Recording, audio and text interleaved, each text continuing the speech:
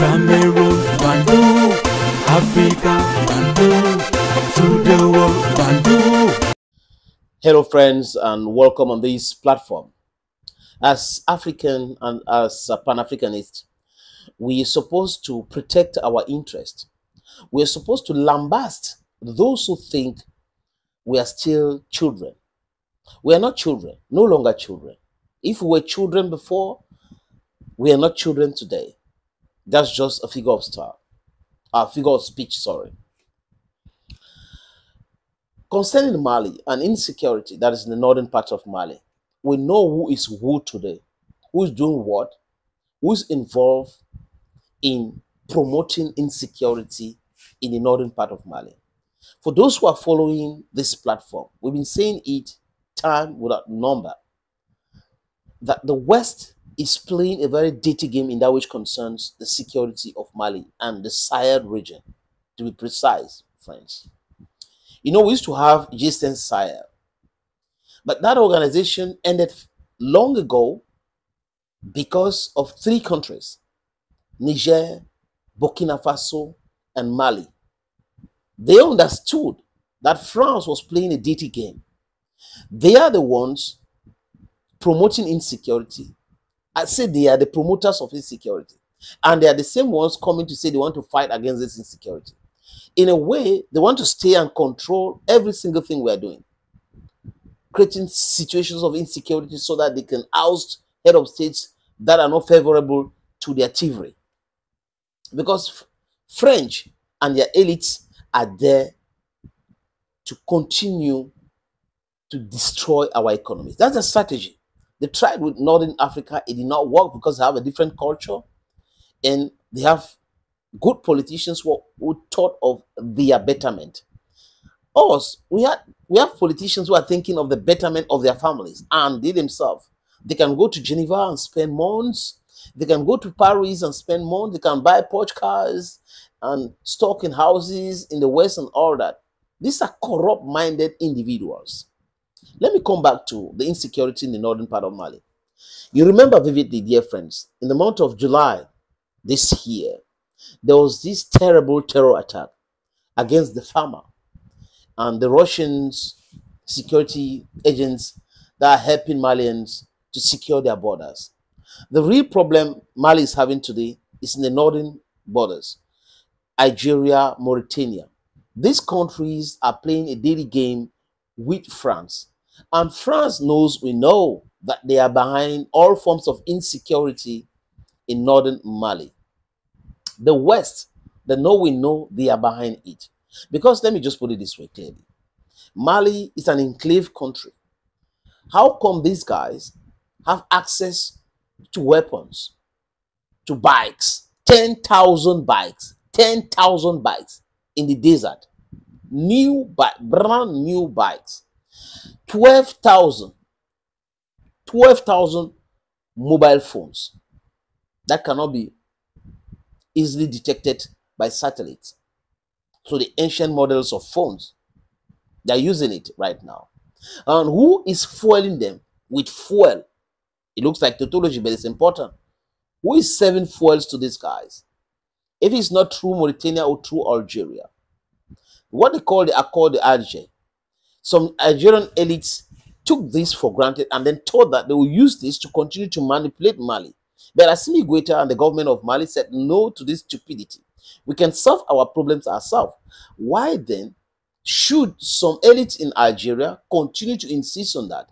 Receiving terror, receiving people who are preaching terror, and talking with them about what? After investigations, friends, I almost spoke French there. After investigations, we came to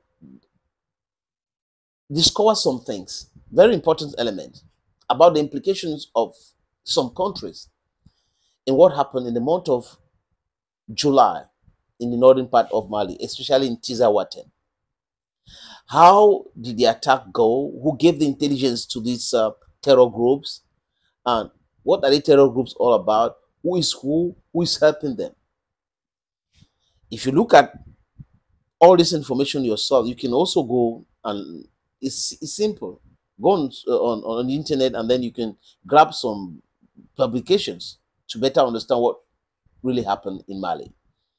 You see for yourself that this group they call CSP-DPA, they say they are the Azawad coalition of separatists active in the northern part of Mali. Separatists. They are terror groups. That's nothing to do with separatists. They are terror groups. You have this other one called Jenin, groupe de soutien de l'islam et aux musulmans. You see the connotation. You see the connotation. That's what the West likes. They will say, oh, they are the Muslims. They are no. They are groups of individuals who have been trained by them, financed by them, to continue imposing insecurity in the northern part of Mali so that they can explain their presence or call for the international community, in quotes, to come back to help Malians. The goal is simple.